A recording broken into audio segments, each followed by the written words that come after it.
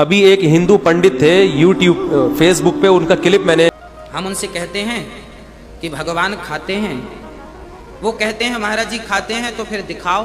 हमने तो 4 रोटियां रखी थी, 4 की 4 वापस आ गई। खाया तो नहीं, खाया होता तो एक आध कम हो जाती। वो बात सही है भाई, खाएगा आदमी तो कम तो होगी, और खाएगा ही नहीं तो कम कहां से होगी। तो अब आप बताओ कि भगवान खाते हैं या नहीं। चलो इसका भी समाधान। जो साइंस पढ़ा हुआ है वो ध्यान से सुने, जो साइंस पे बिलीव करते हैं वो बहुत ध्यान से सुने। भगवान खाते हैं पर कैसे, उनका तरीका क्या है। अब देखिए, एक गुलाब का पुष्प है, इस गुलाब के पुष्प को हमने तराजू पे रखा, वजन था 10 ग्राम। फिर हमने इसकी खुशबू ली, बहुत सुंदर। अब फिर हमने इसको तराजू पे रखा, अब इसका वजन कितना होगा? 9 ग्राम।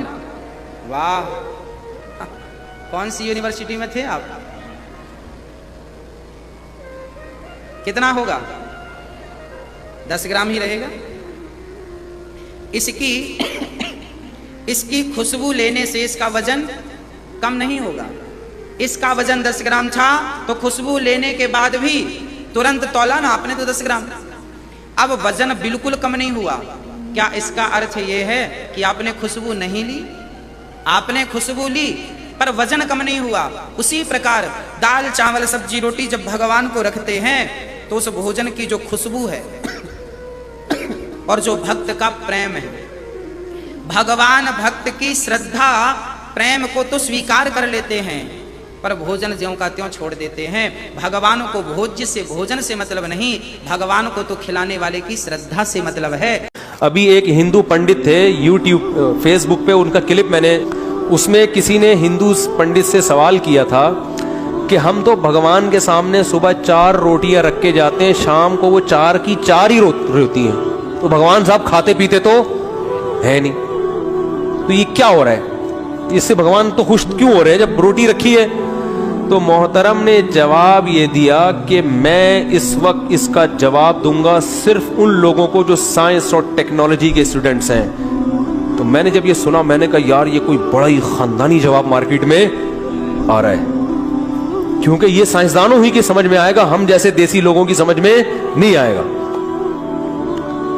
तो मैंने फौरन उस फेसबुक के उसको ना, मैंने कहा यार देखो यार ये कोई नई रिसर्च आई है। तो मैंने फिर वो हमारे बेतकल्लुफ दोस्तों को कहा कि भगवान के खाने के बारे में रिपोर्ट ठीक है ना, जबरदस्त रिपोर्ट पेश की है।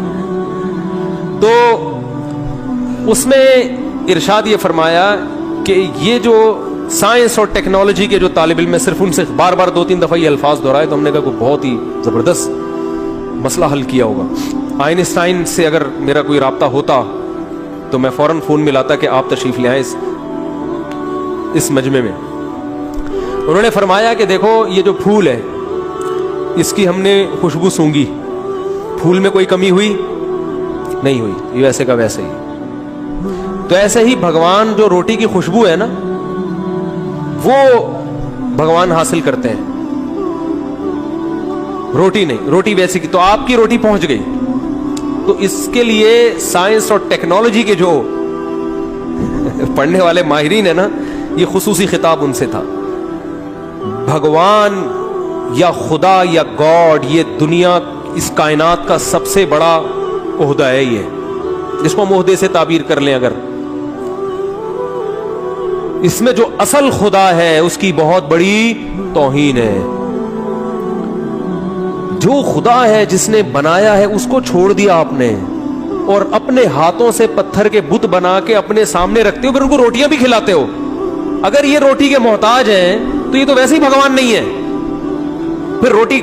और असल में तो हम तो फिर भी उस भगवान से, इनके बने हुए भगवानों से अच्छे हैं कि हम तो रोटी खा तो लेते हैं, फोड़ देते हैं। आपका जो पत्थर का बना हुआ भगवान है वो तो इस रोटी को भी हाथ नहीं लगा सकता। तो आपका जो भगवान है वो तो रोटी रखी हुई है, तो वो रोटी भी दाएं से बाएं, बोलो भाई इधर तवज्जो, वो रोटी भी दाएं से बाएं नहीं कर सकता। आपने कहा हमने फूल सूंघा, वैसे का वैसे ही है, ये तो सूंघ भी नहीं रहा, रोटी तो वहीं की वहीं रखी हुई है। ارے جیسے کسی کو خوشبو پکڑاؤ فوراً ناک کے قریب لے کے سونگے گا تو نا. آپ کا بھگوان اتنی بھی طاقت نہیں ہے کہ اتنی عقیدت محبت میں خون پسینے کی کمائی سے روٹی لا کے رکھ دی تو اٹھا کے کم از کم سونگ کے ہی واپس کر دو. تو میرے بھائی اس پہ غضب کس کو آتا ہے؟ جس نے بنایا اس کو بھول گئے اور انہی پتھر کے بنائے ہوئوں کو اس کے ساتھ شریک کر دیا. تو اس لیے اللہ نے فرمایا ہے کہ اللہ مشرک کی مغفرت نہیں کرے گا. اللہ چاہتا ہے میرے بندے مجھ سے محبت کریں جو حقیقی معبود ہے. شکر ادا کیا کرو, اللہ نے مسلمان بنایا ہے, اللہ کے سامنے جھکتے ہیں.